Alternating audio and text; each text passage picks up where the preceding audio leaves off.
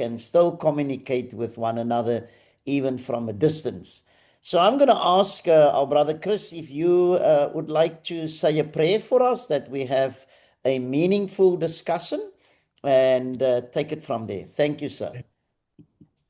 Father, we just want to say thank you for this beautiful time this afternoon with a sunny sky, and it's warm.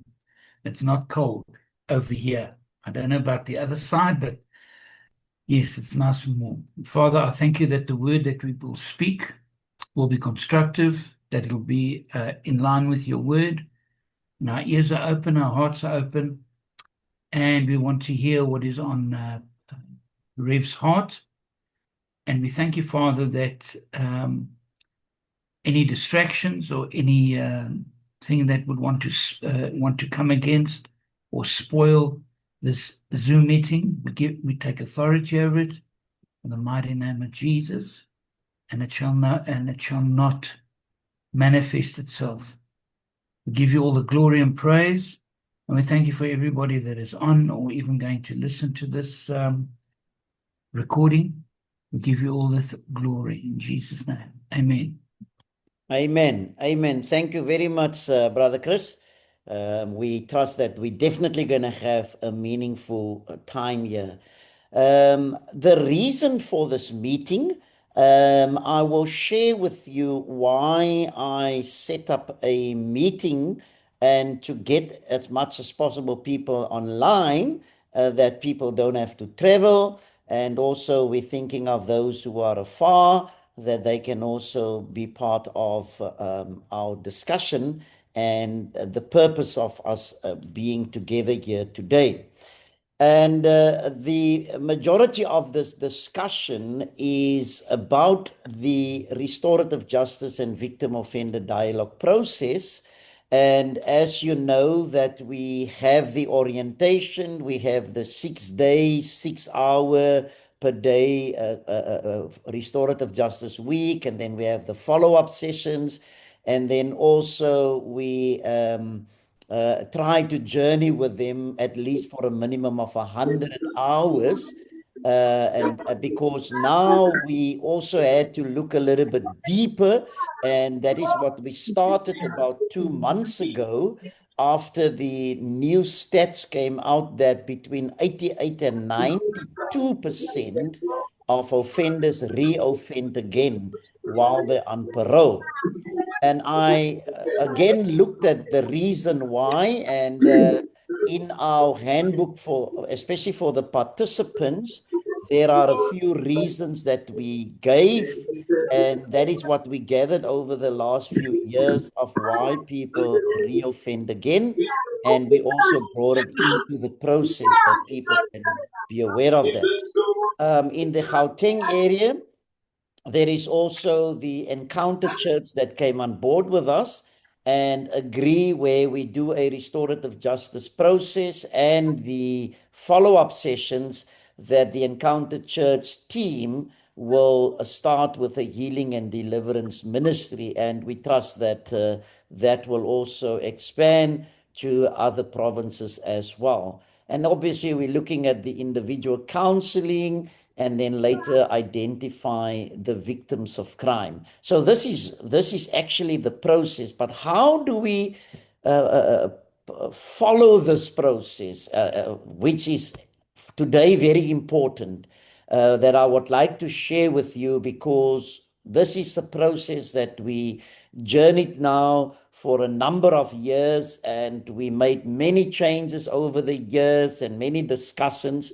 And that's why now that we are almost 98% finished with the editing of the Restorative Justice Handbook in Custodial Settings, we want to make sure that people that want to come on board will follow what we do have in our Restorative Justice. Our Restorative Justice strategy.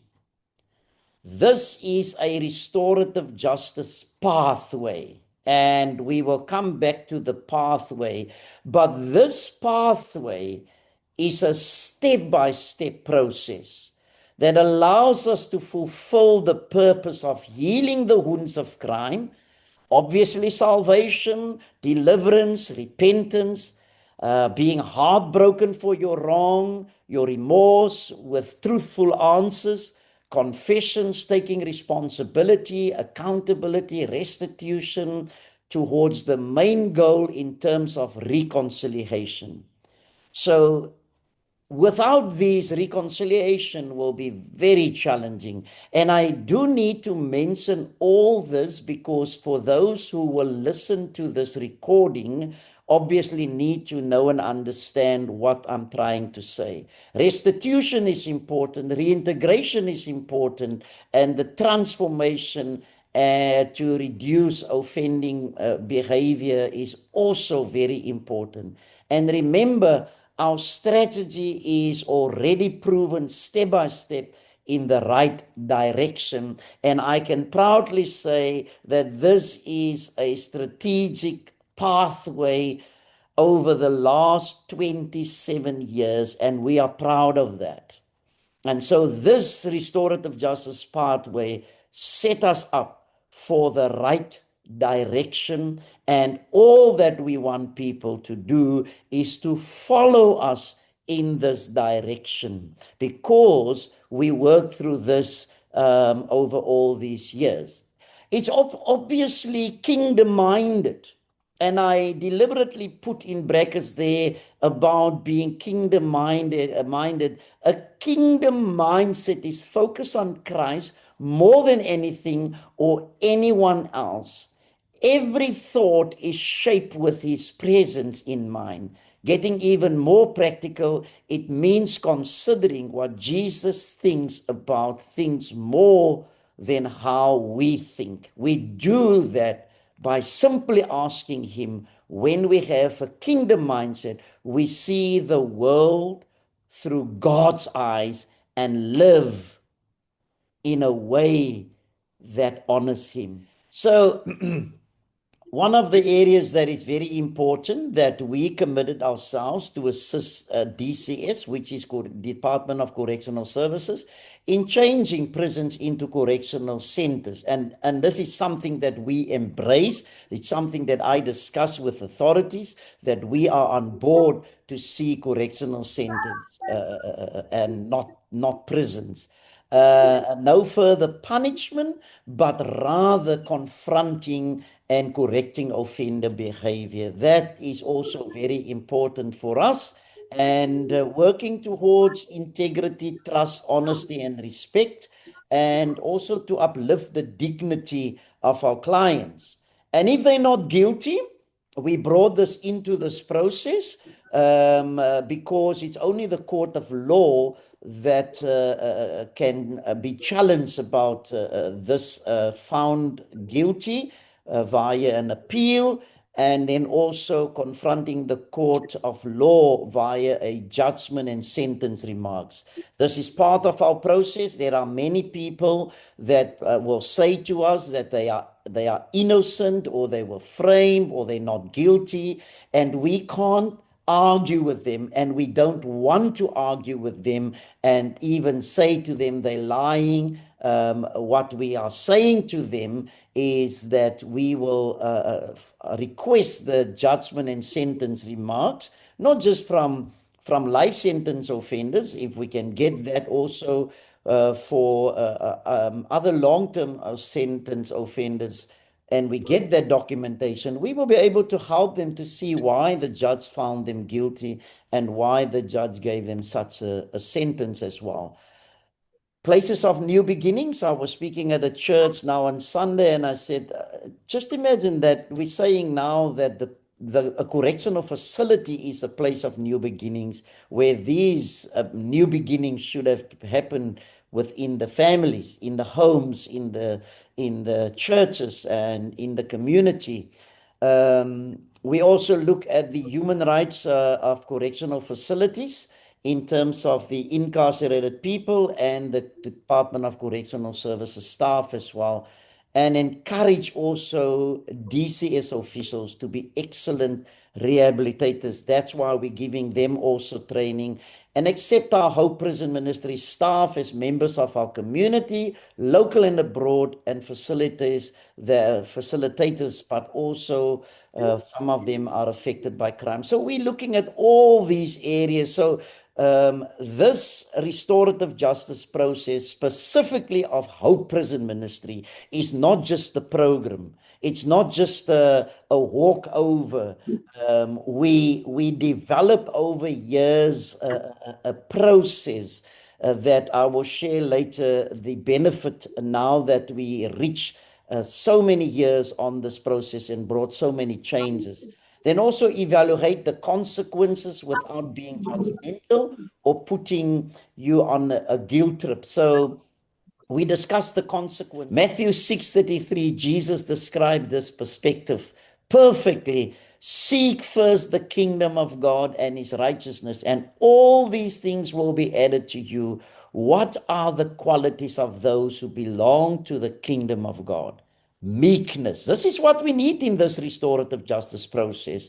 And I was really thinking a lot about this, and I thought I'm definitely going to be very strict on our restorative justice process. Who's going to come on board as facilitators, as table facilitators, and counselors and observers.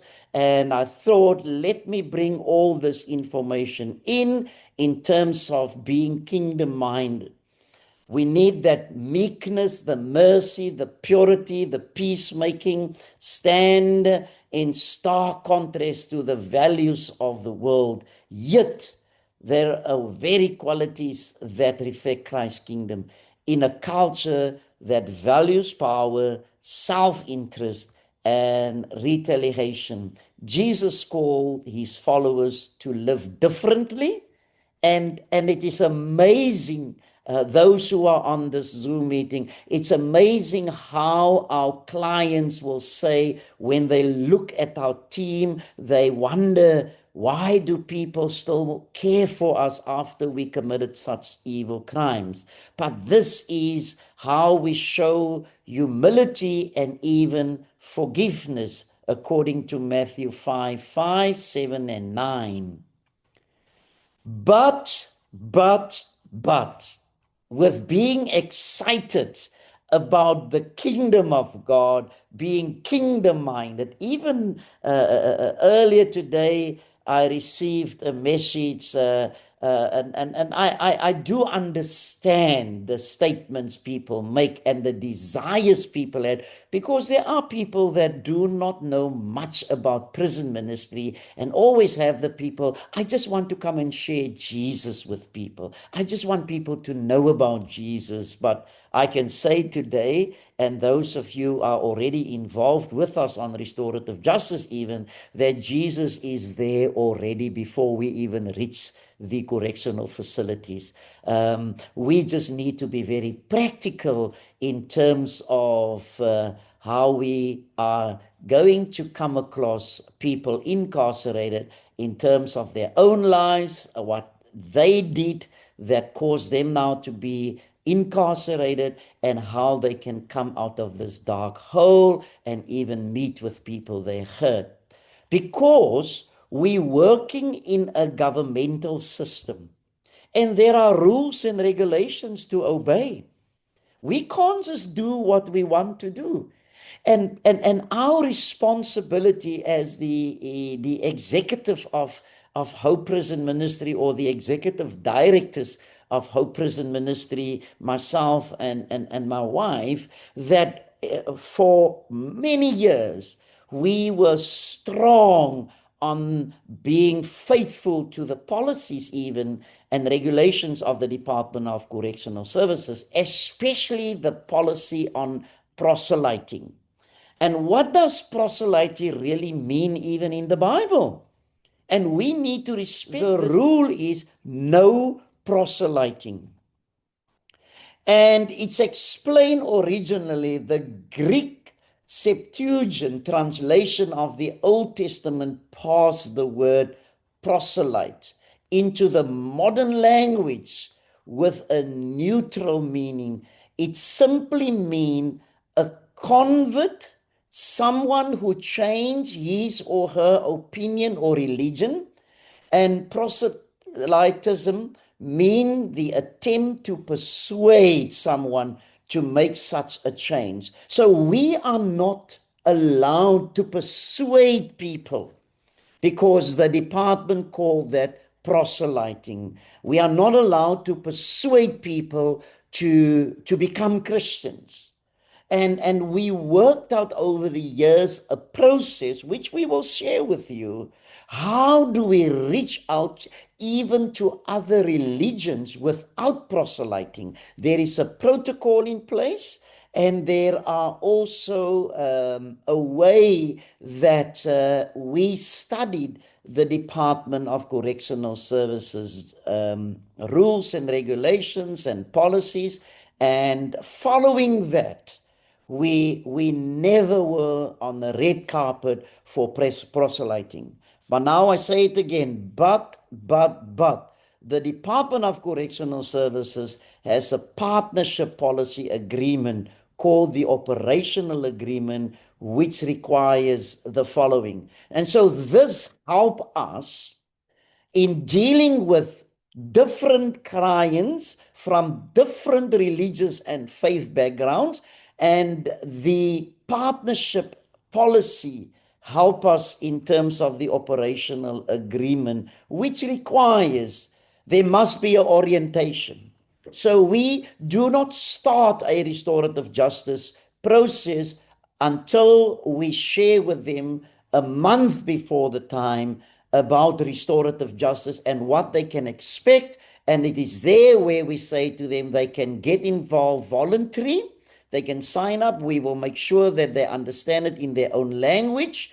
And so we explain the process to them. And then we also say to them that it is based on Christian principles and biblical foundation, but they are welcome to voluntarily join us. We will respect their religion. And this is now for over 27 years that the Department of Correctional Services never called us in or being concerned that we are busy proselyting, because we respect every religion, because we also believe that this restorative justice process is helpful for every religion. And if I may mention that even Satanists, people that saying they are in the faith or religion of Satanism, or even being atheists, they sign up for this process. And it was amazing,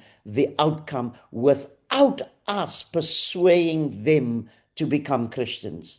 And so the spiritual care policy also give this process for us in a way that when clients change their faith by conviction, there is also a protocol that needs to be followed, and we need to inform the chaplain about this. The chaplain will follow up with the specific spiritual leaders about that change. And so we want to be faithful to that in terms of that. So Hope Prison Ministry is extremely strong on the DCS policies and regulations. However, anyone has the right to follow their own convictions and beliefs, but we are encourage our staff and volunteers to respect and obey our protocols, procedures over 34 years. So this is what we want to say today to you.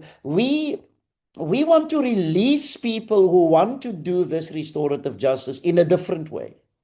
But what we build up over these last few years, and the documentation that we put together and the changes that we made over these years, we are now requesting people, if you want to come on board, you have to follow this process 100% as we have it.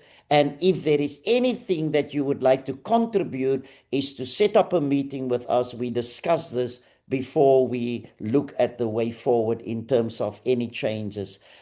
Two significant moves that we are the only organization that runs a process for 6 hours a day for 6 days, including the presence of our participants' families on day 6. And this is this is globally. This is globally. We never came across until as if we were involved with this in other prisons, in other countries, then it happened. But no other organization is running this process for 6 hours a day, with 6 days, having the family on board, and then also the follow-up sessions once a week for 4 hours. It's not happening. There are one or two organizations, but as I heard, which I have no control over, that they don't have the 6 hours, they don't have the 4-hour once a week follow-up session. So this is really significant for us as Hope Prison Ministry, because of what we achieve over the years. And again, this gives us so much credit with the Department of Correctional Services.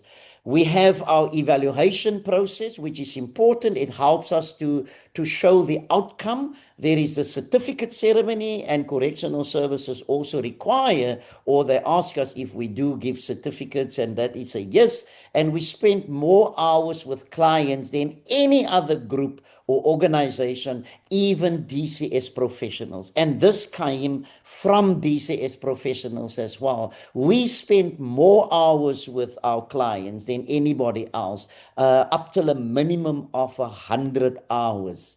And that is why now also that the ministry is recognized internationally, and we had people from almost every country that already came over the last 34 years to either come and observe or being involved in restorative justice or evangelism or any other program, got on board with us, and we are now well known internationally in terms of prison ministry.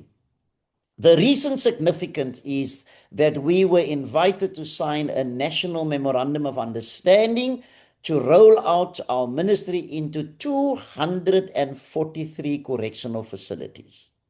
Now, this is significant, my brothers and my sisters. And I don't know whether you feel a little bit bored for me to share all this to you, but as I went through this 4 o'clock this morning just to reflect again, I just became very excited where Hope Prison Ministry is, how Hope Prison Ministry grew by the grace of God and by the wisdom of God as well, that we are now so recognized within the Department of Correctional Services. And today we say, to God be the glory. And how can we take shortcuts after we have all our ducks in a row for all these years? We're having a Restorative Justice Handbook for custodial settings. And this is the only handbook for custodial settings running a process for 100 hours minimum. No other book other than the Restorative Justice Handbook of United Nations. But if you look at the Restorative Justice Handbook of Hope Prison Ministry, which is in custodial settings, there are similar information, but they do not have the process that we have in a very practical way. And we had many professionals that came on board that became excited about our restorative justice process in custodial settings. And another significant breakthrough is that we started also to invite more life sentence offenders to consider to sign up. And so we had now again at one of the correctional facilities 22 life sentence offenders on board, and the 23rd person had 35 years sentence. And it was such a joy working with these men. Very challenging behaviors of the past, very challenging in terms of taking responsibility, but the breakthroughs was there, that many of them who denied the crime, who pleaded not guilty, confessed to their families. But there was one thing that we realized once again, and it just made us a little bit more wiser, and are already working on this, and we already started engaging with the guys. They confessed to their families that they're now guilty, some even after 12 to 15 years, but they were not ready to give the family a little bit more details. Why did you get a life sentence? Why did you get 2 life sentences? They couldn't give more details, maybe because of embarrassment or guilt or shame or regret, but they ask us to give them some time. They know that they need to tell their families the truth and give them more detail. We had the excellent and powerful breakthroughs already, where they are saying to us now that we can start looking at their families and setting up a second meeting with their families again, should their families want to get more details. But please note, if this restorative justice journey is too long and too intense for you, join us in our evangelistic team or Bible study groups, because this restorative justice process, as I said, is not a shortcut. 100 hours with these people is extremely significant, many breakthroughs, but it can be very draining. It can be very emotional.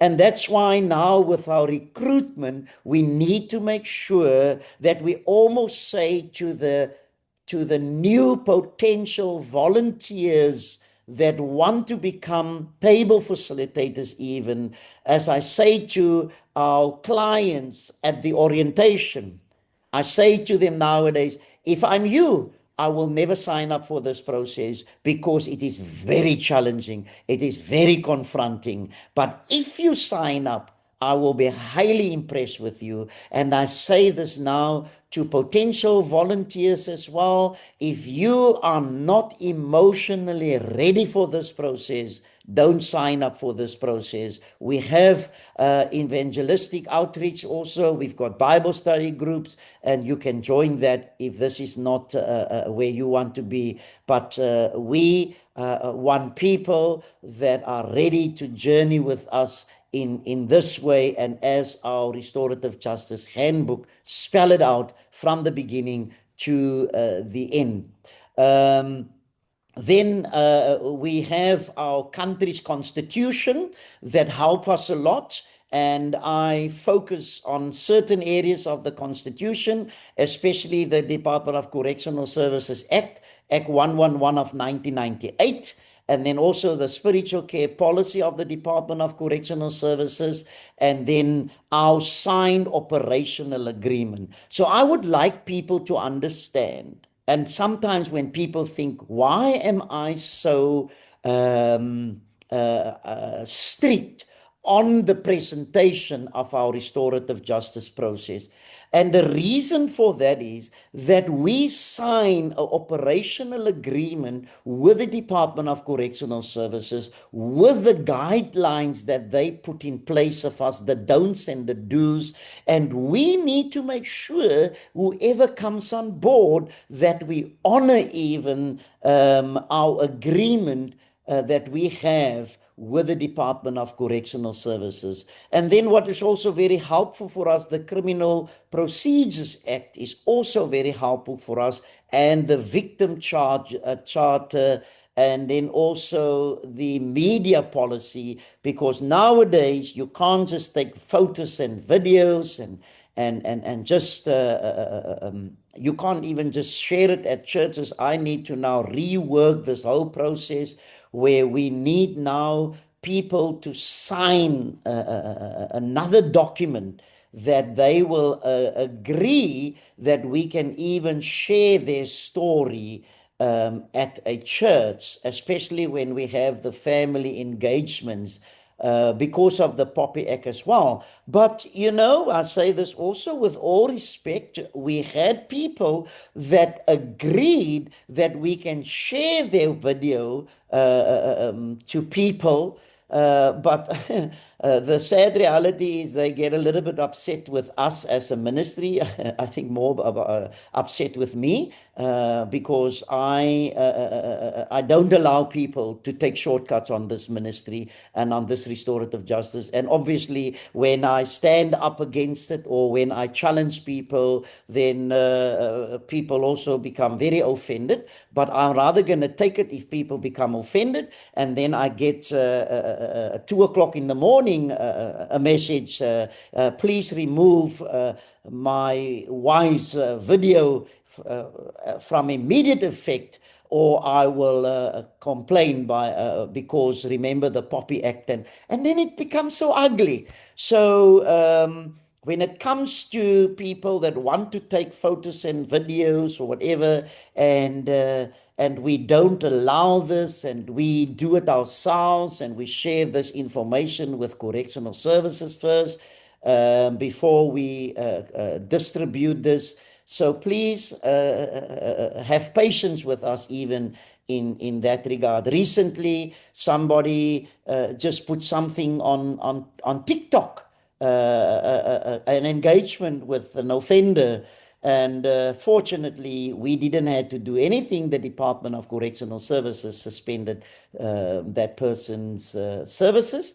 But the sad reality is it was one of our so I'm going to take you today mostly through a little bit of the background of why we cover certain things in the restorative justice, and we're not ignoring one or two of this. Everything must be followed. And then also coming into day one, and why we do have day one. Why is the information of day one important?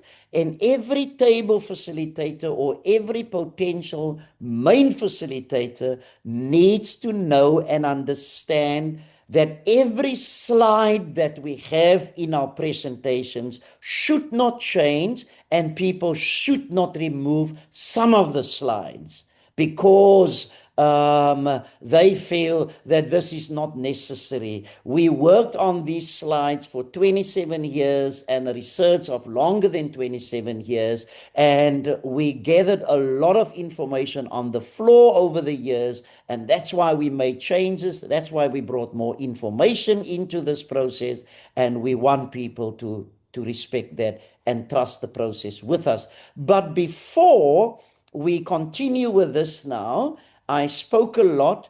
If you're going to ask questions, then I listen to the question. But if it's a question where I'm going to share, then I will just tell you that we will get there, and then I will share with you when we get to that point to answer your question. But is there anybody that has now a burning question to ask?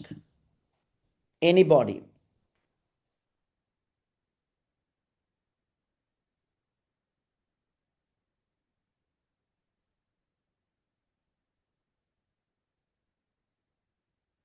Well, I'm just giving you the opportunity for now, but if there is, I really thought there's going to be a couple of hands up or so, but maybe you just want me to get through this and forget about my voice again. But if there is no questions for now, let us then continue for now, and then we can again have some questions at the later stage. So, but this is where we're going with this process. And as I said, we're going to go now into where we will look at details of day one and take it from there. So, yeah. So, the restorative justice process, we want to encourage every table facilitator, every main facilitator not to just think of the three words victim, offender, community, but we want to encourage you to go through the Restorative Justice Handbook. As I said, it is now 98% finished. It's now in the final stage of the editing. But we do have a draft copy that people can have.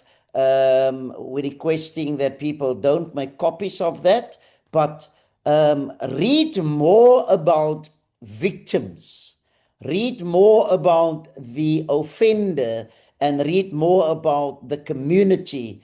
And even all of us are members of the community as well, and we know the challenges of crime in our communities. So the restorative justice process touch base with the victim, the offender, the community, and it is important that this process reach out to all three areas. And here again, if people do not have the time, and if people don't feel to get involved with these three areas, then maybe that restorative justice process is not for you, because this is the process of restorative justice.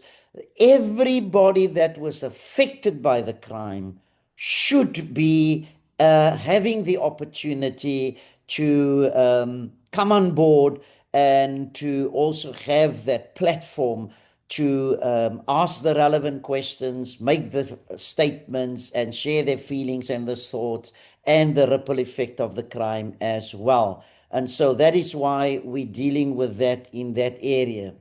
And so what is very important is that many people will ask, what is crime? Is it stealing, robbery, assault, delinquency? But Dr. Howard Zare brought out something very significant. And then my wife many years ago also brought in an area that Dr. Howard Zare said that crime equals disrespect. And the Reverend Jenny Clayton said also that crime also equals irresponsibility. So how can we deal with people in terms of the disrespect and the irresponsibility? And the restorative justice process touch base in terms of the core values and in terms of taking responsibility, as we will come to the principles in a little while.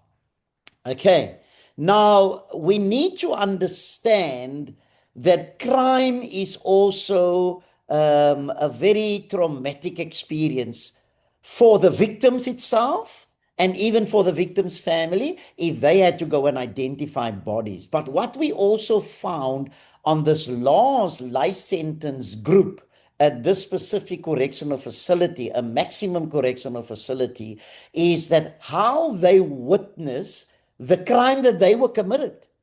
And some of the crimes that I already studied now, I can't repeat what they did. It was so sad, the brutality and the evil behavior behind the crime, whether it was rape or murder or armed robbery, and what happened during the crime, after the crime. We realized that even those who committed these crimes were traumatized by this. And we need to look at that. How can we work with them as well in terms of hope and healing? And the key word that we will always say, and I'm going to make an example. I don't know if Manny Naidu is on the platform here, but we started to say to Manny, I think I saw Tabu also here, trust the process. And as we got new people and people are concerned about something around the tables, especially if people deny the crime. How can they deny the crime if they got a life sentence? The court of law found them guilty and gave them a life sentence, and they still deny the crime. How possible is this? And we started to say, trust the process. And at Tabu's table, Tabu had at least two people that were super in denial about their crime, and the Saturday they told their families the truth that they are guilty. And one at Manny's table, he didn't even want to sign up for the orientation process because he said, I appeal my case, I'm not guilty, and I don't want this process to influence my appeal. And I said to him, we will respect you. You don't have to sign up, you don't have to come, but you're welcome to come and listen to what the process is all about. And to my surprise, he was there the Monday when we started. But the entire week, I know it was frustrating for many also, hearing he denies the crime, and there was a question even asked to him, and he got a little bit frustrated about the question, and up till Friday, few minutes before we end, he still denied the crime. Saturday morning, his sister's daughter came and in a very conservative, polite way addressed him in this way, Uncle, I just want to know the truth today by Uncle. I want to know by you, are you guilty or not guilty? And to our surprise, he said to her, I am guilty. Now, this is the excitement of this restorative justice process. Even myself, after 34 years, are impressed and are also shocked that confessions comes out in that way. So we want people to know who comes on board, who stays on board, who want to come on board with this process. And as frustrating as it can be that people deny the crime or they try to justify the crime, trust the process. And then we're also saying to them, complain immediately by the head of the center via the case intervention officer or the case officer if you experience a personal attack on your character. This is what we tell them. This is what I told this guy. If you feel that we're going to attack your character if you sign up, you can complain. We only deal with the consequences and the effects of your behavior. This is what we tell them. And then the process is extremely challenging because it opened and covered the covered wounds, because the wound is discovered, but the damage is still there. And we need to help them to open that. Yes, there is guilt, there is shame, there is regret, and we can understand if they deny the crime or if they lie. But there was one family from another religion, and the wife asked her husband, her statement was, I know you're not guilty, but I can't understand, why did you get a life sentence? And this is her granddaughter. And he was accused of the rape of a granddaughter, and he denied the crime. And she said to him, I know you're not guilty, but why a life sentence? And then he made a 0.111% confession, and he said, I never told you, I did touch her. Now that touch still need to be explained more, and so there's also going to be a follow-up session with him and his wife about that. But she was shocked, but at least she appreciated the fact that some of the truth already came out. So I'm not going to go too much into what is restorative justice, but the encounter. And where do the encounters start? With the offender, then the offender's family and community members, then the victim, to discuss the aftermath of the crime. And then the second one is restitution, for the offenders to take responsibility for the crime.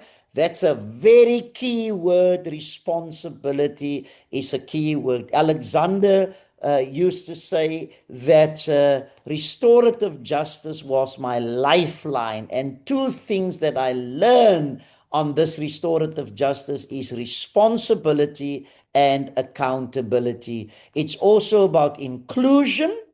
And again, we can't get tired. We need to bring more people on board. Neva asked me to take her to a community where we need to engage with an offender's victims. And then also she's concerned. Saturday she went to see an offender at one of our institutions, and now she wants me to take her to the family, because there is still a lot of conflict between the offender and his family. And so we can't ignore the challenges of conflict, whether it is between the offender and their family, the offender and the victim, the offender and the community.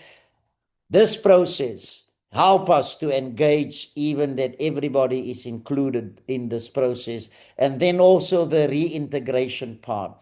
Are people ready for reintegration one day? How can we become more effective? Remember what I said earlier on, that between 88% and 92% reoffend those who are on parole. And how can we help them? And so we have in our Restorative Justice Handbook a page and a half A4 information that we share with the offenders, which we gathered over the years on the floor, of why people will commit crime again if they're not going to look at that areas. And a month ago, I brought another page onto the document that will help them to answer the questions that I asked them, even in preparation for reintegration between now, 5 years, 10 years, even 15 years, and some of them even 20. There was many decisions or many other opinions about, shall we start with examine the roots of crime? We're coming on board with new people. Shall we start with such a huge challenge? But today, professionals, not only in the Department of Correctional Services, even professionals from other countries will say to us, this is the right place and platform to start with.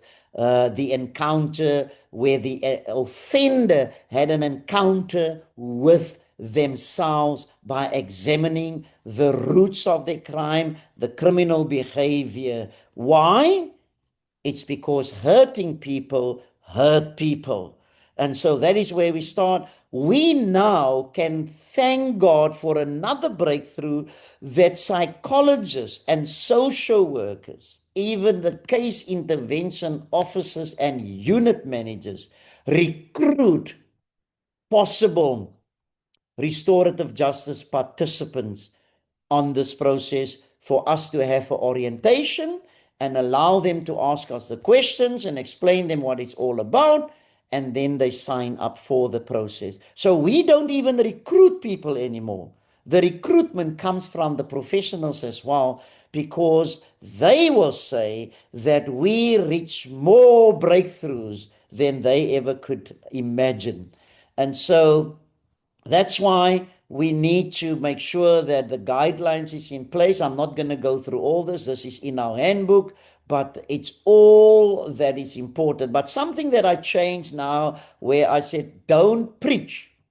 Now, this don't preach is for our clients, not to preach to each other, but also our facilitators not to preach to the clients, because we are there to listen to them. We are there to ask them questions that they can give us information, feelings, and thoughts. So there's going to be a time that I'm going to ask Jenny also what she did in the past, is to have a seminar on the table facilitation as well. The moment we put on this picture, everybody will shout out, this is the mask. But this is the questions that we ask on day one, okay?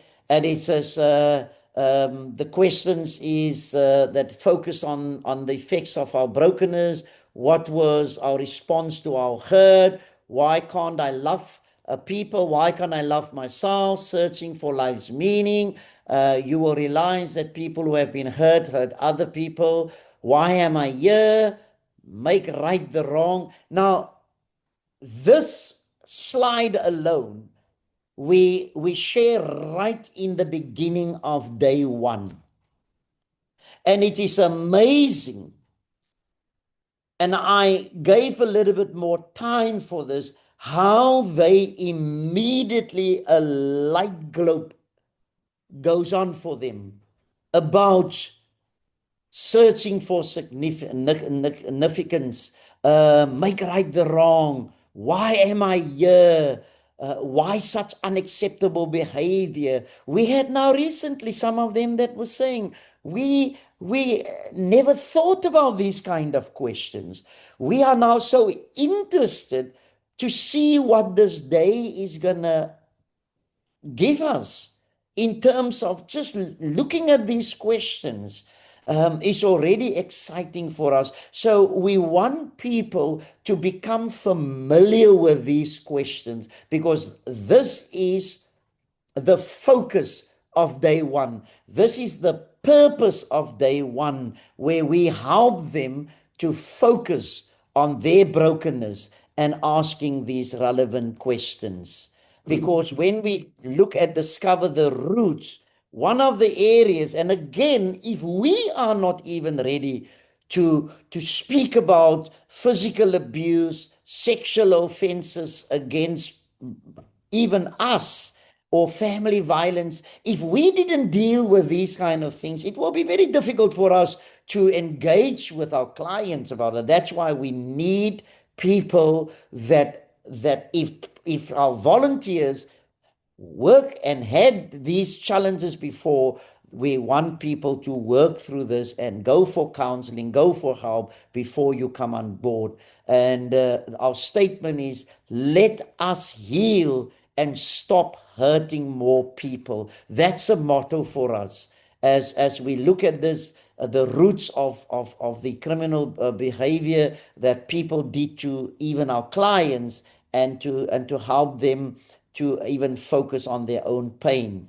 Because the scary reality in terms of antisocial behavior, which we discuss, and here again, it is important that we ask our clients about their childhood days, poor parenting, physical abuse, and being neglected, and then also absent fathers, inadequate mothers, because Dr. Lakin speaks about three behaviors that comes out of that, is fearlessness, aggressiveness, sensation seeking.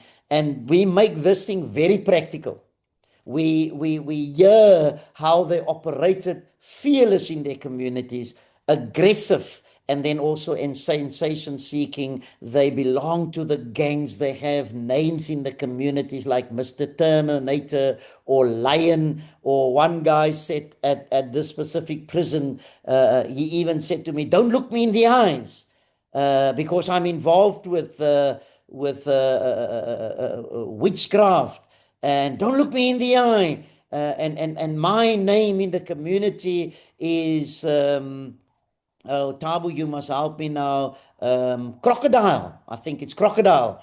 And I looked him in the eyes and I say, well, I just see a person in front of me. And that is one of the guys that was really confessing to his family as well. So we must make this information very practical by asking them questions. We need to get information out of them without us going over the time, because what is very important, every minute of the 6 hours count. If we give 20 minutes for this slide, then we need to stay within this 20 minutes. But it's better then for us not to speak too much about this, but rather ask them questions about how do you see this fearlessness, aggressiveness, sensation seeking connect to your childhood days in terms of poor parenting, in absent fathers or no loving father figure as a role model, even inadequate mothers. It's amazing how they say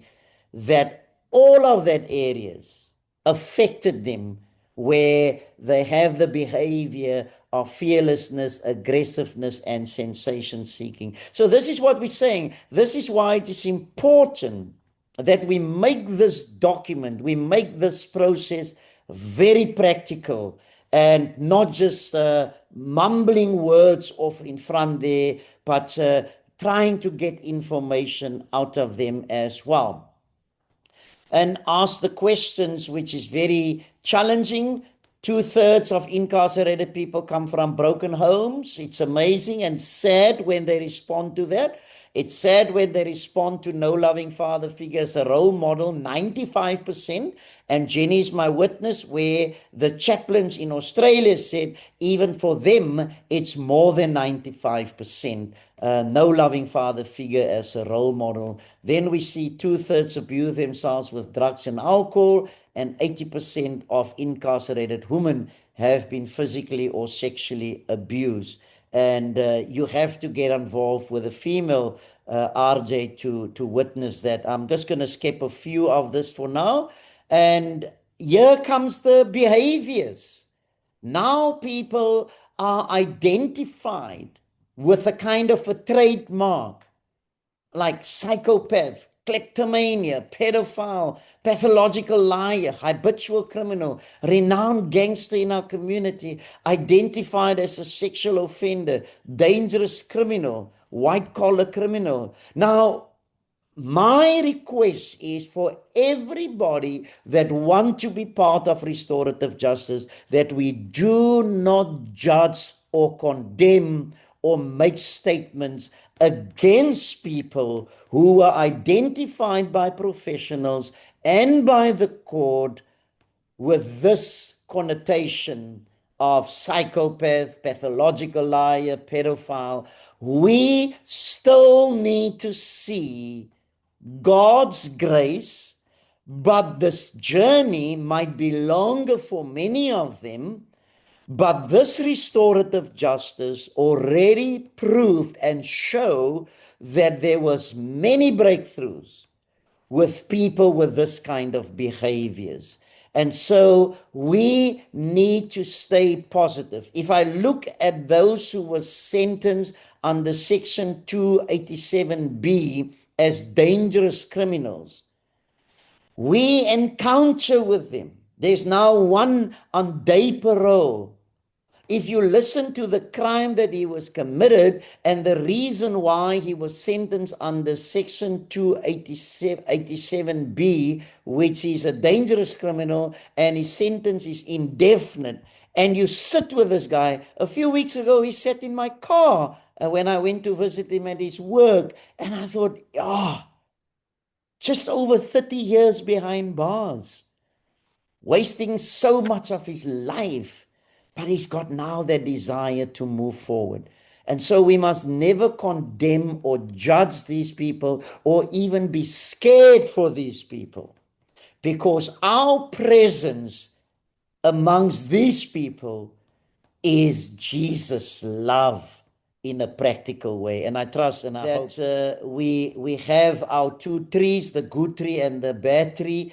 And what we did now also with this trees, we're giving them a copy, and we're now training our table facilitators to be familiar with these trees and to make sure that they go through this tree starting with the roots, and to make sure when they say, for argument's sake, in the roots, the offender was taught moral values by their family, then they can tick yes, or they can make a cross and say no. We were not taught moral values because our families raised us within gangsterism or drug trafficking or whatever the case may be. And so we ask our facilitators, our table facilitators as well, to really grip this information. Now, I can say today, and I say it with all respect, I can sit when people do presentations and I can see that people are not really prepared for a specific topic or for the information that comes on the screen. And I want to say today to you, and I include my wife with this as well, and there are some people as well that we sit 2 hours before a presentation and 2 hours after a presentation in preparation for the next day. It is not just a walkover. It's to look at the tree like this. What are we going to say? How are we going to draw out information? And then also, how can we listen to the reflections of the good tree and also the bad tree. And so we ask you to be familiar with this, and that we can really work on all these areas. And feel free to make contact with me if you want to understand the trees more. But we want this trees to be discussed around the tables. We will be flexible. We will still have the posters there with the 2 trees. We will still have the names attached to the posters as well, but we can also have this around the table where the table facilitators facilitate this process in terms of the trees. Something else very important as well, the self-assessment that we're doing to examine themselves, the 4-page, which they also sign, and we share that information with the social worker and psychologist. And I am just busy with a report now of one of our sexual offenders, and how helpful it was when I shared that information with the professionals about his journey. And recently myself and Neva were sitting in a VOD with one of the victims, and his social worker was there. It's a new social worker, and she was quite impressed with even the self-assessment, and then also the lifeline questions, which is where people still struggle in, where they struggled in the past, where they struggle now. We share this restorative justice principles in the orientation. Yeah. We share this. It's coming up, but it's coming up like this. It's coming up like this, just like this. Okay, we just share them. There is principles, and the outcome is a break in ties with negative friends, and a break ties with negative prison influence. And we share with them, it recognized damage of crime that needs to be addressed. But when we come to the actual restorative justice week, day 1, we deal with these principles in a more practical way. And we want you to be familiar of this. This is here where we get information out of them, where we say that we mentioned in the orientation the principles that recognize that crime damage relationship. It's here where we start asking them, who of you can tell us about damaged relationships that was caused by your crime? And we get overwhelming responses. And then they start even saying, it's my mother, my father, my brother, my sister, my wife. That's where we ask them if that the other principle is it must be addressed. And there we ask them the question. Now, who of you really want to hear what your family say? Because you never allowed them to ask you questions. You don't want to address this process.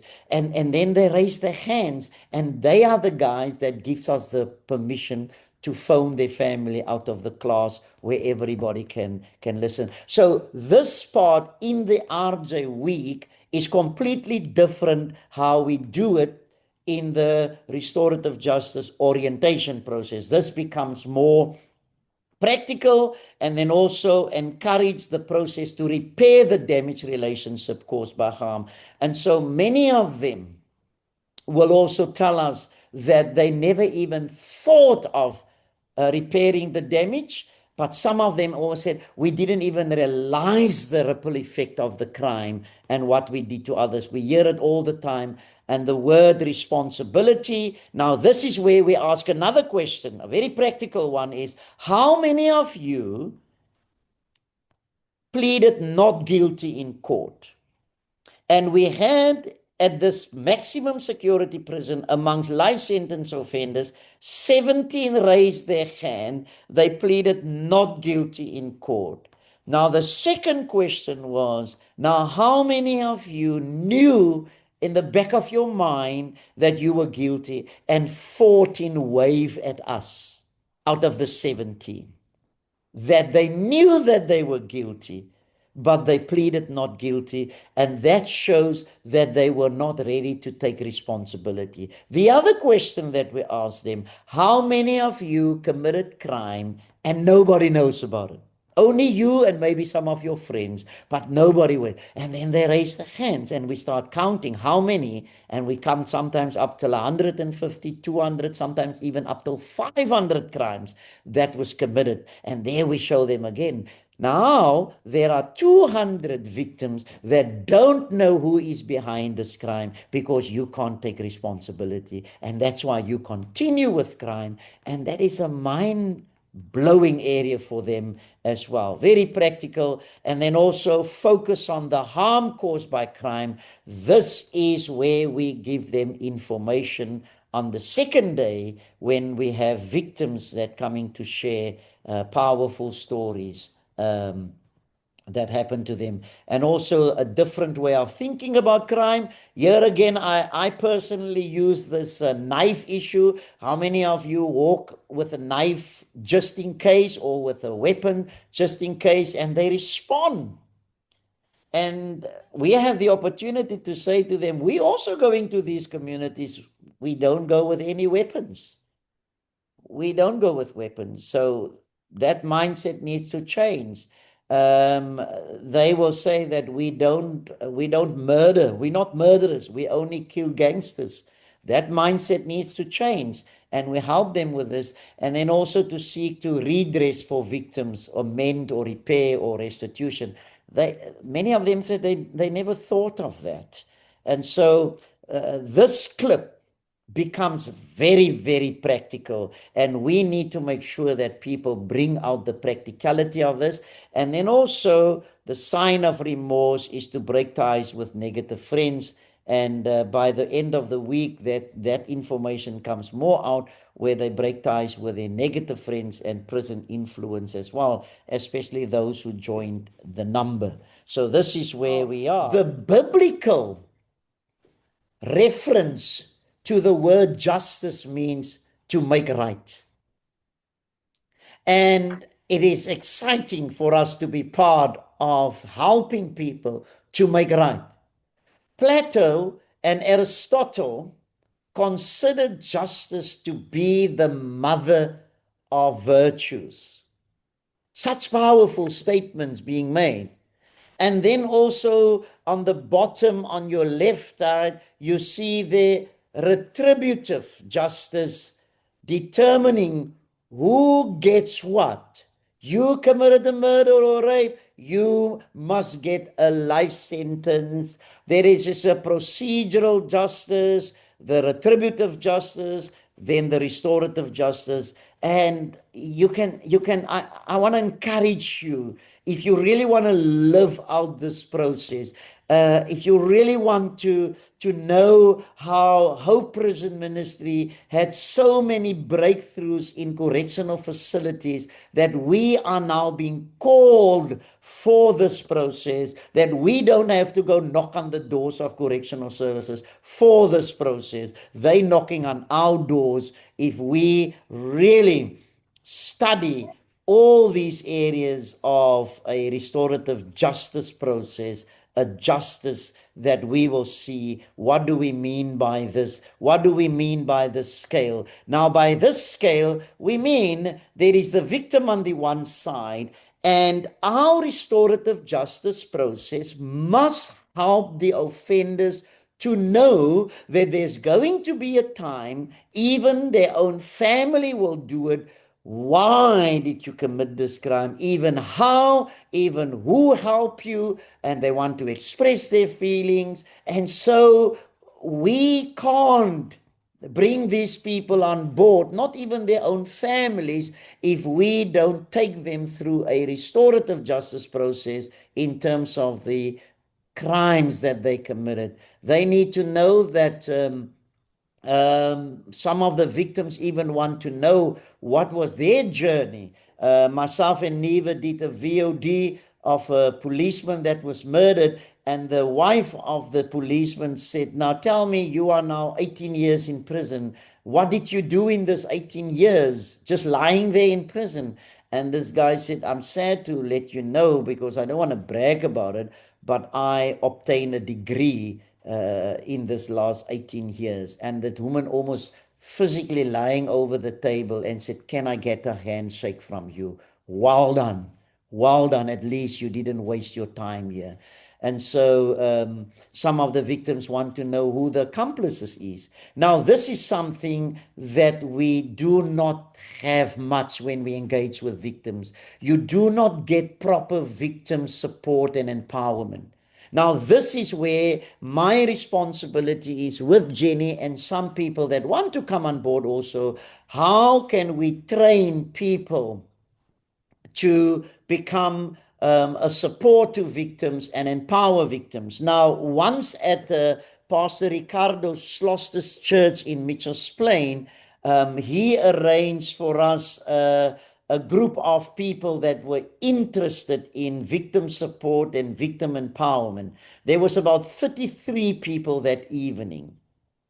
But throughout the evening, in the middle of the presentation, there were so many of these people in tears, emotional. And then we realized that almost all 33 of that people were victims of crime. They didn't get the support. They were never empowered. And then we realized we first need to help people to be empowered and to have support before they can give support to others. There is the family of the victims that need support. Our daughter Amy, who's busy with the masters in educational psychology with a few of her professors at Stellenbosch, they are now helping victims of crime in terms of trauma. And it's such a blessing to know that people want to come on board. Crime against business, we need to engage more with them. But all this on this side, on the right-hand side of the scale, is reference to the victims, which doesn't take place as we hear from victims. On the other side of the scale is we need to make sure that offenders, before we look at the VOD even, we need to make sure that they are ready to take responsibility for their crimes. They understand the legal process. They understand why they were found guilty, and then be able to give the truth. And what kind of remorse is there? Is remorse that they are speaking truthfully and giving truthful answers and really saddened for what they did, turning away from any evil of the past and deal even with the roots of their criminal behavior, which is important. But here you see how many of our offenders had such a huge group of people that's coming alongside them in terms of support. Now, the Greek philosophy speaks about this is restoring a balance. And what I did with the scale and this information on both sides, as I was reading information about this, I brought this out and designed it in such a way to show this is how justice should be, because Dr. Zare speaks about a justice that heals.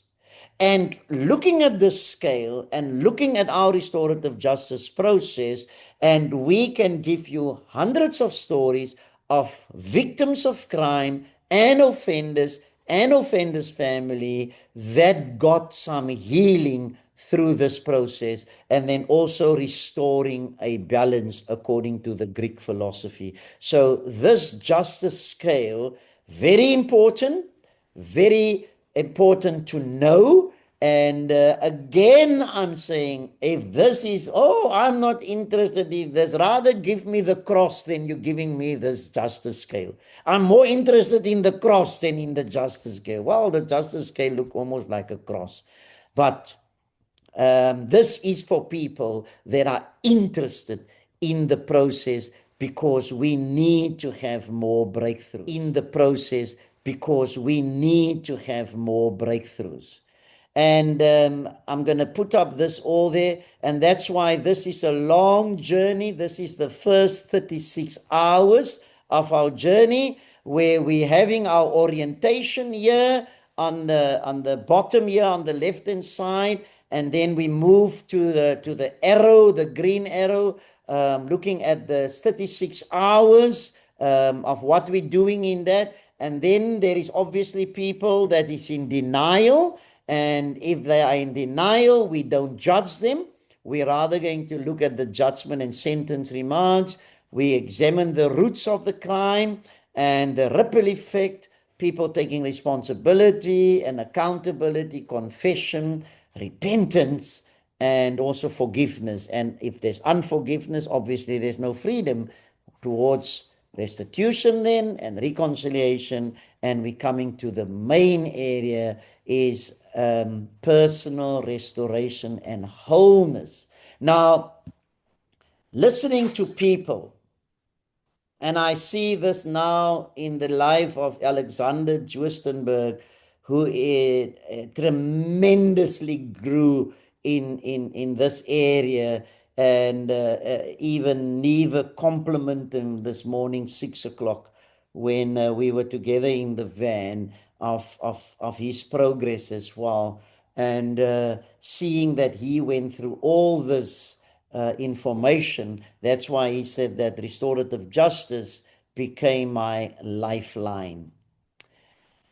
This is a very important question that we need to write down. What do we hope to get out of this process? We're asking them, and what is their fears? But I let you encourage you with both, that let us not just write it down and forget about it.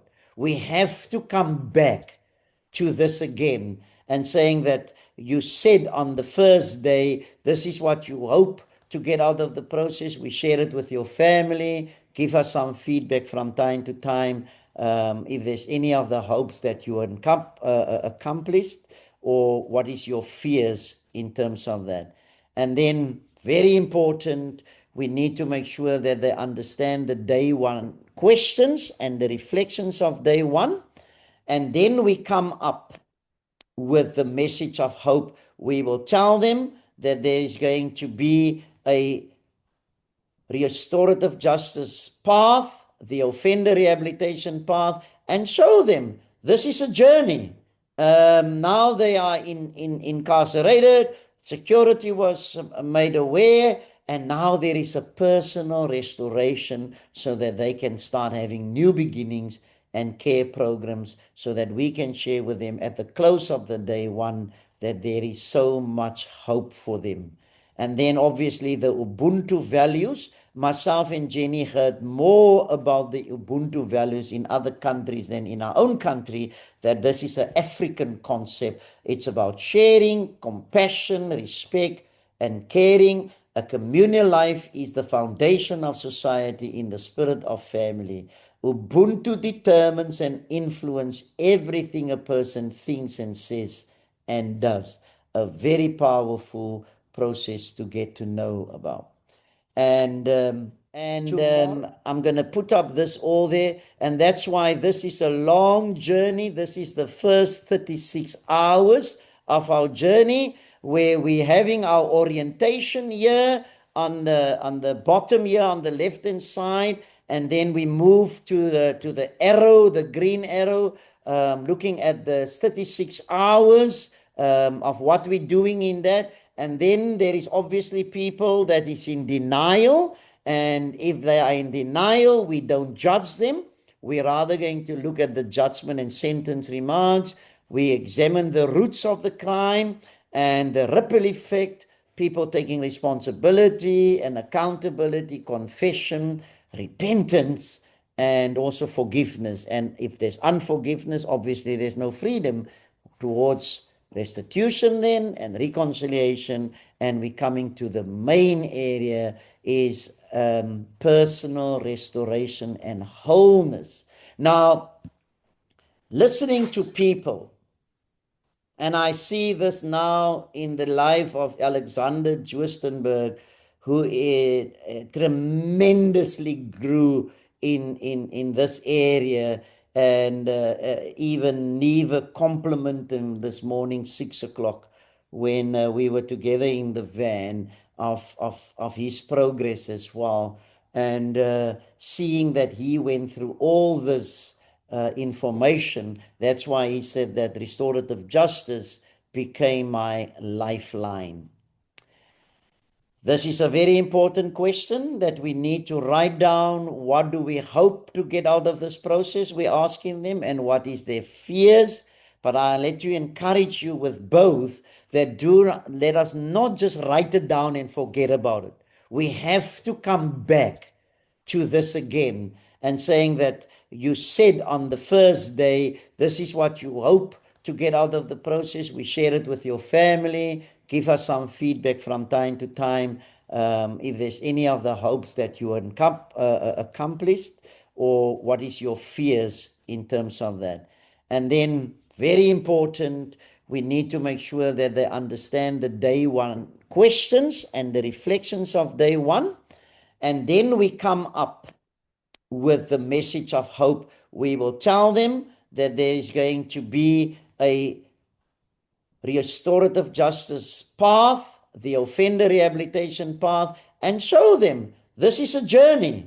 Now they are incarcerated, security was made aware, and now there is a personal restoration so that they can start having new beginnings and care programs, so that we can share with them at the close of the day one that there is so much hope for them.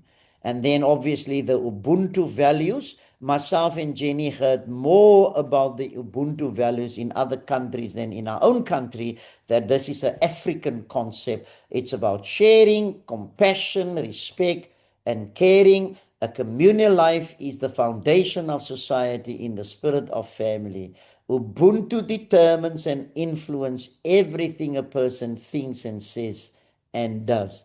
A very powerful process to get to know. I agree with you, Pastor, that maybe what is happening there in Joburg, yeah, it's maybe it's like in my position, the new facilitators, the new facilitators themselves are not well trained, are not well aware of what to facilitate properly, how to facilitate it. I think also it is there. I think the challenge it is there. So in short, I would say that, Pastor, the training is very much important.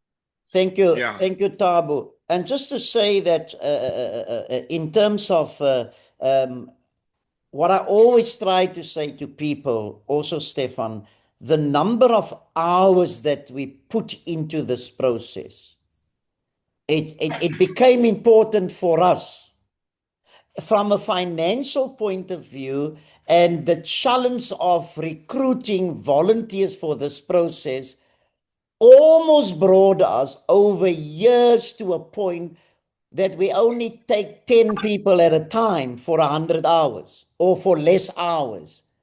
But we must understand something, that I took it personal in a way in terms of hours. And I used to say to people that ask me, how long will you journey with an incarcerated person?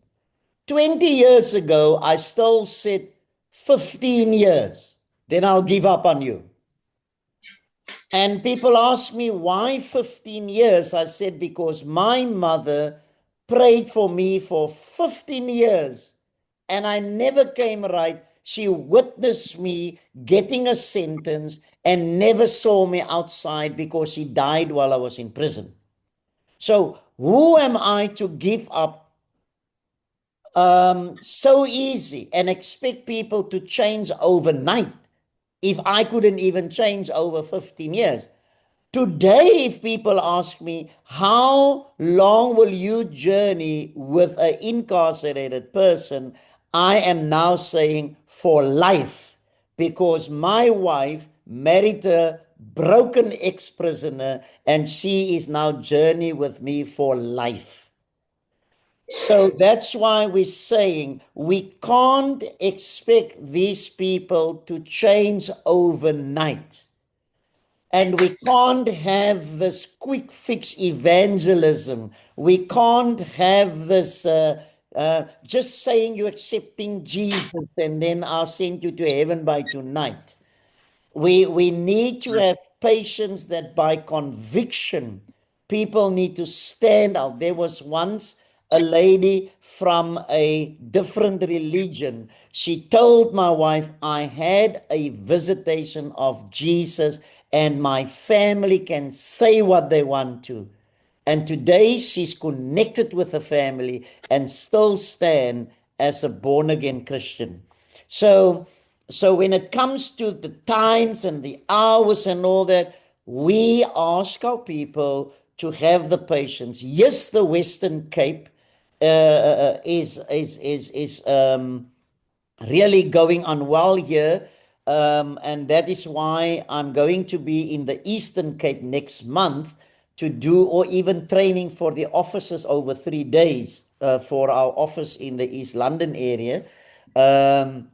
So I'm going to spend, God willing, from next year. That's why we want our ducks in a row for now, that how many table facilitators, how many main facilitators we can train. And I am now prepared for groups to come and sit here in the office with me and say, tell me about this, teach me this, why do you do this, why this? And we will have dialogues in terms of that. And this is what we will do for Gauteng, and this is what we also will do for other provinces as well. So I hope that that is helpful for you, sir. Okay, you are muted, Stefan, but other than that, if you want to say something more, you can, but if there's anybody else also, you're welcome to respond. Yeah, I just wanted to give a replic on that. So it is about the facilitators, but it's more about the clients that I was actually doing the observation. Yeah. Thank you, because sir. it's so the clients are, and that is sort of what I've seen. So yes, the facilitators, look guys, they need to read and prepare. I mean, as Tavo said the first time I've done this, but the thing is about the clients. There were a couple of guys sitting at some of the tables, or guys that I have interacted with. That was I got one of the guys to translate to him in his language the question, so that he can understand. And it took him longer to answer the question. That I just wanted to feel a balance. It's more personal. It's no criticism. It's nothing on you. I love you. I'm excited. I am as excited as you are about this whole ministry. You've got no idea. And I think Jeanette can attest to some of the guys that we're busy doing in Medium B. That just takes a longer while to assimilate some of the stuff, but they get there. But they get there after the 6 days. Thank you, Stefan. We really appreciate your input. This is why we came online and to hear statements and to get questions and to hear what people are saying and to hear from other people.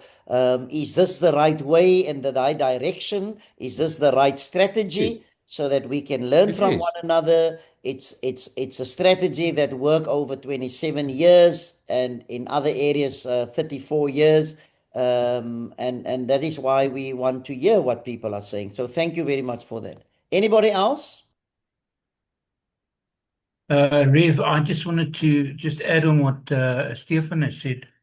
What I've seen as a major challenge is that some of these clients, they don't know how to express themselves on paper in English.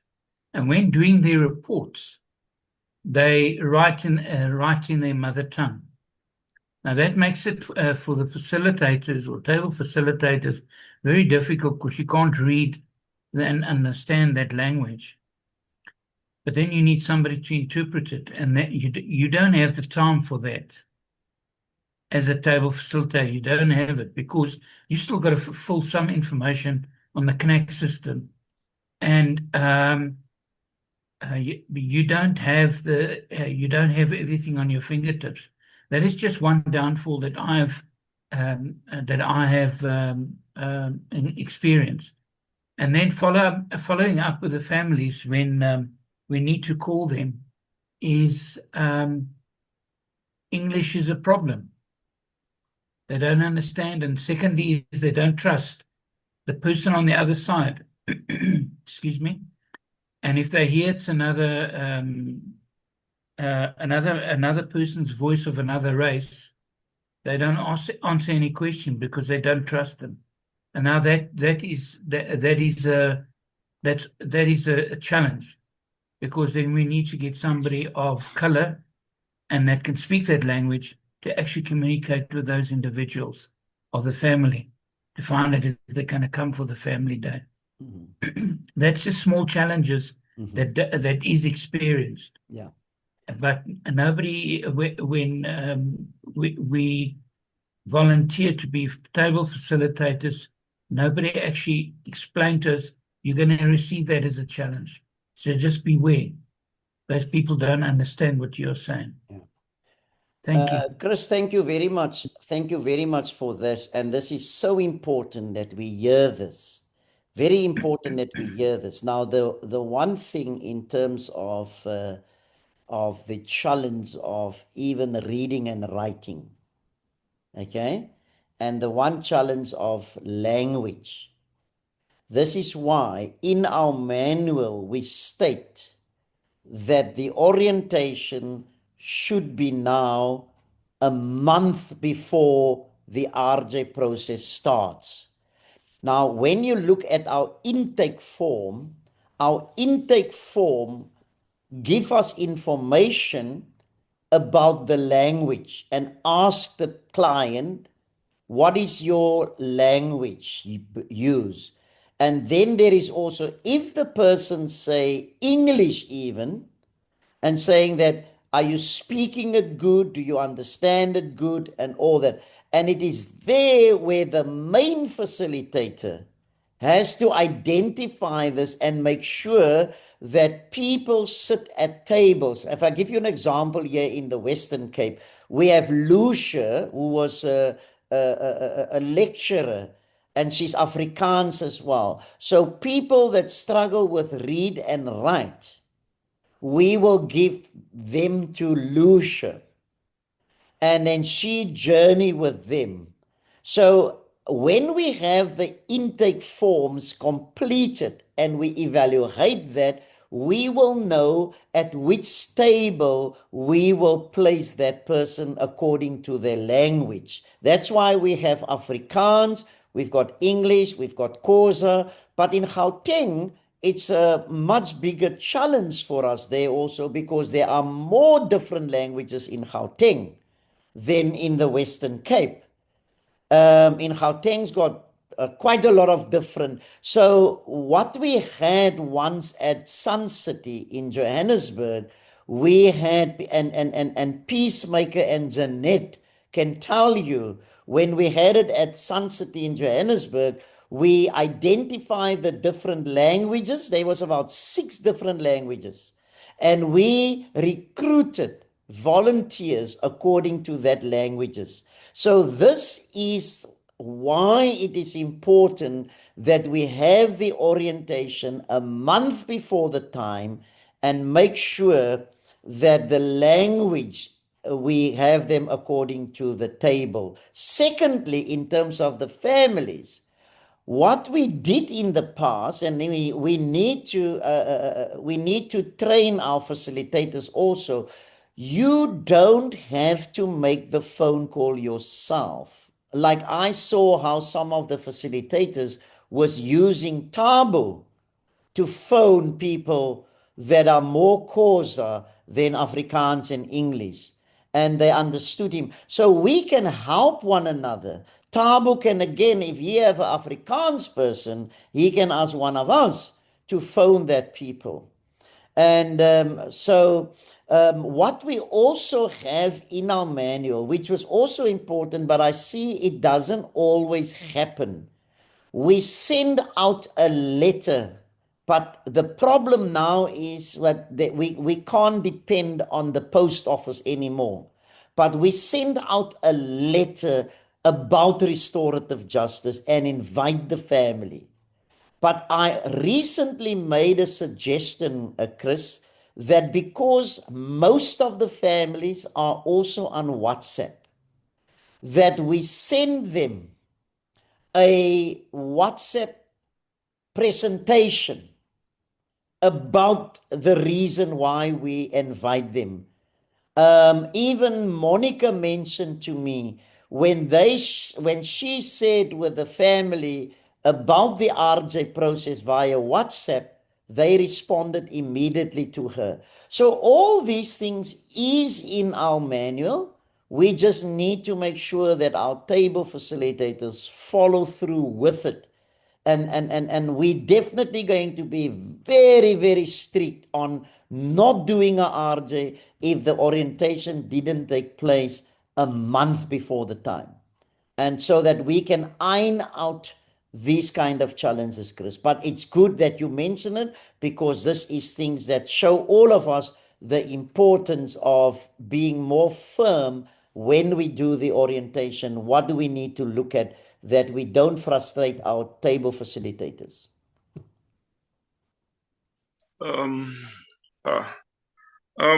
Pastor,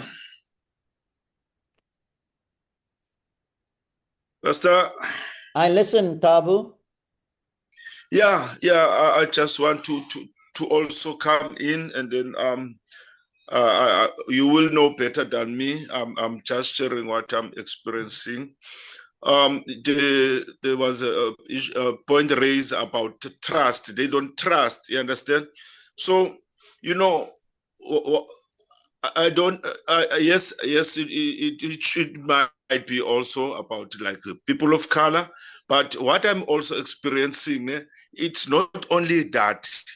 Also, what I usually do on that first day, even the second day, in some arches, I don't tell them who I am.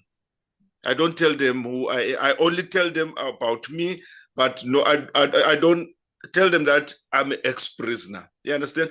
And then that always, what I learned out of it, they always withhold. They don't want to speak out. You understand? They don't trust. You understand? And then, but what then I learned is that if the second day or the third day, then I started to tell them, or someone just mention it there in front, and then they start to understand that there is something. So to me, it's like, what do you know about us? You understand? You want to hear from us, about us. It's like, what do you know about us? And then when they realize that I do know about them, you understand? And then it's when they start to share. That's when I always get to the breakthrough most of the time. You understand? So, and I think also the shame, Pastor, could I call it the shame of not being able to write or read? That is something else that makes others not to be able to take time to participate. You understand? To take time it needs me to assure them that, listen, I understand, you understand, and then I've got a way for you to be part of this, to include you. I try to I use all the skills, the tools to gain trust in their different ways. You understand? So that's how I always win them, that they become this one group that is sitting with me in the table. I try to win them as different. I think the challenge would be if you will look at them as the same. They are not the same. They are not the same. Others, they struggle with writing. Others, they struggle with reading. Others, they struggle with the person of color. Others, they struggle with, who are you? Why must I share? You understand? So I think I'm okay. I think I make it clear. No, Okay. Tabo. Thank you for that. But I also want to encourage you on the Monday morning. Yeah. When we have the Ria, I saw your hand. I'm going to come to you now. On a Monday morning, when we have this 20 minutes discussion about getting to know one another, that is the best area to break the ground and to break the news and saying that if you're comfortable with this, I'm Tabu, I served a life sentence, and my journey is this, my journey. They will immediately hang on to you because you said it at the right time. You said it where we discuss getting to know one another. This is just a thought, okay? You don't have to do it if you're not really comfortable, but it really build up trust because the fortunate thing for me is, Tabu, the people got to know about me long before I even met them. They will say they heard about me. So they know what my status is in terms of a formerly incarcerated and all that and so on. So, but that is something that very helpful to help with trust. If we can also be honest with where we come from and that, but it's not that you have to do it. I'm just saying that it's an area that you can think about it. But the other hand, in terms of the reading and the writing, we struggle a long time now already. We struggle a long time already with people that comes on board that can't read and write properly. We had the questions before, and from even professionals. There's no sound for me. There's no sound. Can you hear me, Tabo? Okay, Tabo struggled there with some sound, but anyhow, but just to mention that Dr. Ilse Appeld was asked this question once: shall we not take on people that struggle with read and write? And she said, no, don't discriminate against them. We need to work out a way to engage with them as well. So I met up with a therapist yesterday, and he's coming to observe with us, and he shared with me a process in terms of images. And so I would like to develop something with images related to restorative justice, where people that struggle to read and write can just point out to images to tell their story. I lost the sound. You didn't leave. Can you hear us, Tabo? Because we can hear you. But Tabo, I will send you a message now. Ria, can we hear what you're saying? Is Ria there? You are muted, Ria. Can you unmute yourself? Hi, Pastor. It's not Ria.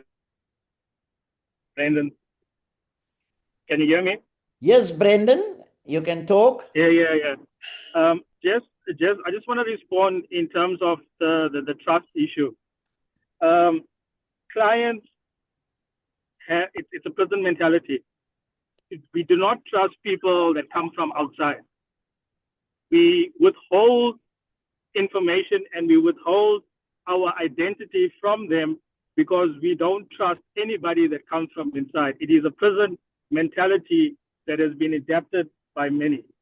Many clients will not reveal that they can't write or read, and many of them won't reveal that they don't understand English because they don't want you to see their weakness. Because the moment you see their weakness, they feel inferior. So they won't allow you to see that side of them. And many also come first to the restorative justice, one, to act as spies, to see what's going on in the program. Two, because they want to get out of the room and out of their section. So now it's an opportunity for them to be a little bit free. And then thirdly, there are those that genuinely want to be there because they do want to make the change. So those are the type of characters that come to the program. But during the process of the program, before they reach the end of the program, many of them have a different mindset, different mentality. And by the time they go into the follow-up, they become more accustomed to the real reason why they are there. Thank you, Brandon. I think when we come to tomorrow, where late in tomorrow, the Wednesday information will come up, especially the core values with trust, respect, honesty, and integrity. Then we can look at that area also. But may I just say or ask, isn't it also real that the Gauteng people do not trust the Cape Townians easy, and the Cape Townians do not trust the Gauteng people easy, and the Eastern Cape people do not trust Gauteng and Cape Town easy. So we have that challenge everywhere. You know, so trust is it's a huge issue. But we will come back to that core value and see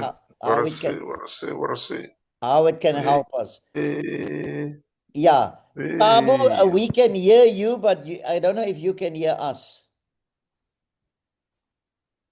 Okay. Right, we are 4 minutes before 6 o'clock. Is there any final remark or statement before we get on board again tomorrow at 4 o'clock? Any remark, any statement?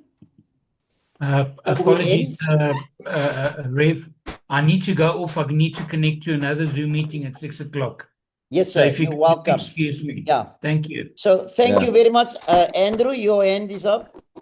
I'm just giving my apologies in advance. Tomorrow we have follow-up split between Obequois and Paardeberg and Allendale. So it'll be quite late by the time I'm back tomorrow. I might be able to join from the road, but I don't think I'll be able to come online tomorrow. But we will have the recording so we can forward it to you. Excellent. And you can listen to that when you're driving, because we're going to send out the audio side of the recording. Cool. Right. Thank you very much for everybody that came on board. We highly appreciate that. And we trust that we will continue tomorrow, those who are able to come on board. So thank you very much for everybody. Okay. Thank you. Okay, right. Blessings to you all. Blessings to you all.